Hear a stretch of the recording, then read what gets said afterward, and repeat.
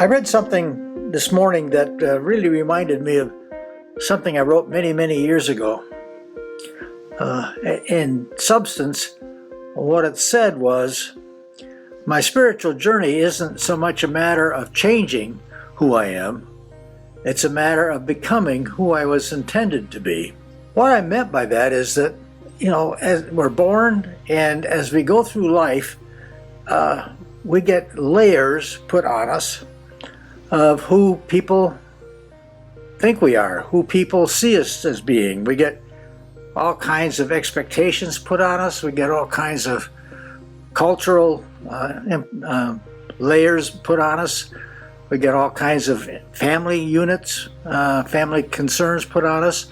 We just get a lot of stuff, and someplace along the line, I think, we sort of lose touch with who we are. And to me, our spiritual journey is not a matter of going out of ourselves. It's a matter of going into ourselves. It's a matter of self-examination, being real clear about what it is that's important to us and what we really stand for. Many years ago, my wife and I did something called a Values Clarification Weekend. It was an adjunct of Marriage Encounter, and it was a really great experience for couples.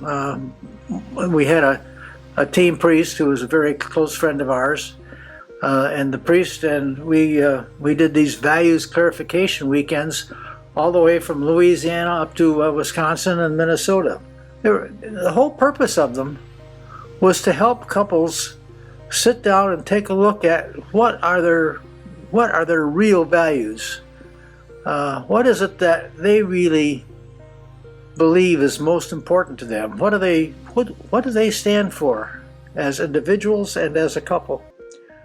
And so we had a whole bunch of presentations and exercises to help people look into themselves to see what really was important to them. What were their values? And we had some great experiences on those weekends, just absolutely great experiences. People came out of them with tears in their eyes, joy-filled. It was a really good experience. And the reason for the joy was that they finally had a clear picture of who they were and where they wanted to be. And it wasn't predicated on who's got what at the country club. It was predicated on who they were as people, who they were as individuals.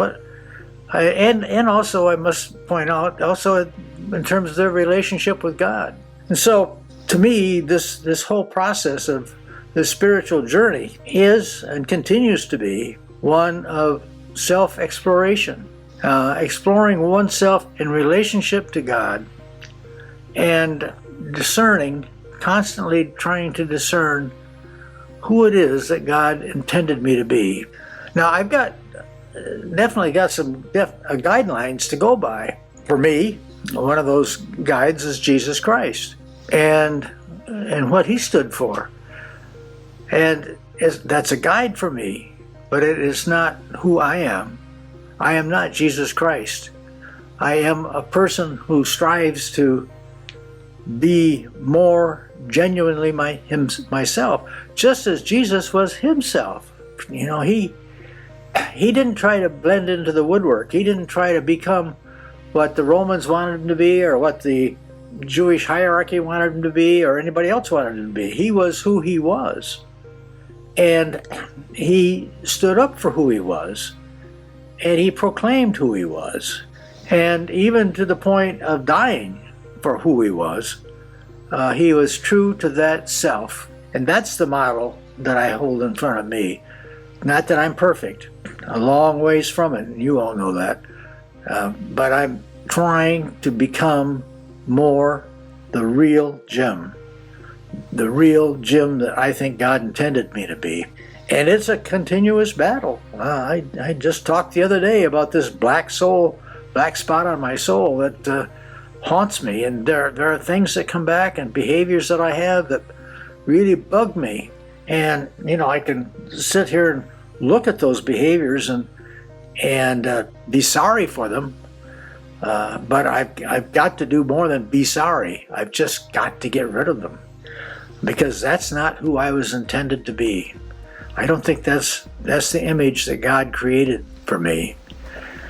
And so it's an ongoing, everlasting challenge to not change who I am, but to become who I was intended to be. It really is about becoming, not changing. So that's my spiritual journey. I trust you're doing very well on yours, and if you ever feel like sharing any thoughts with me, please let me know. I'll be glad to include them. So take care, and I'll talk to you next time. Bye now.